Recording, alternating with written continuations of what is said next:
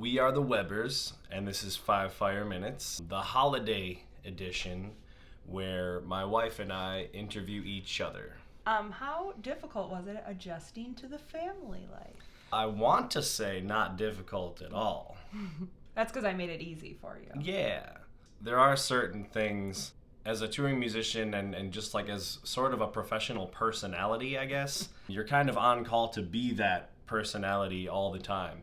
And somebody else is always going to hit you up, hey, can you do an interview at this time? Or hey, can you help me out with this music video? Or hey, can you record this song for me? I have to figure out how to split that with hanging out with my girls. And I'd much rather hang out with my girls. So I try to do that during the day, but what that often results in is I do my editing and my music videos and all that stuff like that, but it's like 3 a.m. and I'm like in the basement, like just hunched over the computer. Kenny wakes us up at like 5:30 these days. So yeah, I go to bed at like 4:30 and I wake up at 5:30 sometimes. Other times they'll let me sleep until about 7:30, and then I gotta go wave at the bus. That's the thing I gotta do every day. Yeah. But I love doing that every day, and I try to make it to waving at the bus every single day. You do a great job. So I think that's been the hardest part, is sleeping. Sleeping's been the hardest part. Yeah, you don't sleep. You very rarely sleep. But if I don't sleep, I kill it. What is the hardest thing about being married to a touring musician? The hardest thing, I think missing you. Really? Yeah. And the FOMO. I was very lucky and grateful to be able to tour with you a little bit when we first met, and then I got sick. But being there and seeing your work and how much fun you have at work makes me super jealous when I can't be there, because I love your bandmates and I love you and I love seeing you be happy. So knowing you're on tour and having fun makes me... Why is it fireworks? I don't know. That's really cool. But anyways, I'm very... I absolutely love when you're on tour, but I miss you so much. Also, we have a very special needs child, and she has a very hard time when Andrew's gone. She focuses on him not being there and wants to call him during performances or while he's working. I take the calls. Like, hold on, guys. She doesn't understand why he can't talk or why he can't FaceTime while he's working, and it's very tough on her, so it then becomes tough on me. So we miss you a lot when you're touring, and I would say that's probably the hardest part. That is very sweet and very heavy at the same time. Aww. I love you girls. Thank you for dealing with all that. Always. Your long-term goals. Let's hear about them. Yes, you. What are my long-term goals? Yes. I'll go back to when we first met. I think I told you about a guy named Rick Beato. And Rick, if you're watching this, hello, man. Hi, Rick.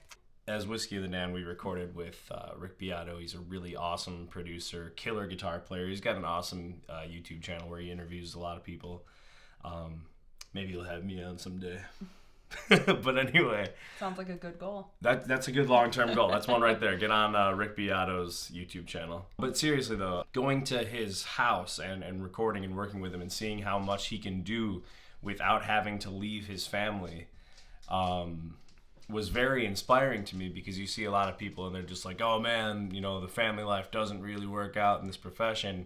And then you got your Rick Beatos and Dan Rodriguez's that find a way to make that work for them, whether it's bringing the family on the road or like Rick does, bringing all the work home and, just making it clearly separate and defined. Like, this is my work time, this is my family time. He's in the basement when he's working, and he's upstairs with the family. Those are completely separate things. You're almost there. I'm almost there. I've been working in the basement. Yeah. That's as far as I've gotten. I want to be like a producer / engineer who sometimes tours. I like that idea. Instead of having to go on the road and do the boots on the ground thing all the time and take a phone call from your crying wife once a day that she misses you and needs you. Are you going to sing on another song with me? Probably. Okay, so what made you start 5 Minutes? People want to help each other, and they want to succeed together as sort of a scene. Overall, it's a very collective movement that is sort of happening. But I think musicians, including myself, are really, really bad at it. We're really, really bad at self-promoting because it feels weird. It feels weird to be like, I'm awesome. Check out my stuff. And just having somebody else, even if it's not, you know, like a YouTube channel with 1 million subscribers or whatever, just having anybody wanting to sit down and talk with you about your stuff or their stuff, I think is really, really helpful. And it's another avenue that I can do from home. Yes. What is something that you want to say about chronic neurological Lyme disease? Stick up for yourself. If you feel like there's something not right, don't stop until you get the right answers. Check yourself over when you're out in the woods. Wear long sleeves, protection, bug spray, all of that fun stuff. That's good advice. Yeah. If you do want to be on 5 Fire Minutes or any of my other endeavors, just hit me on a DM. I think that's all we got for today. Awesome. Happy holidays. Thank you.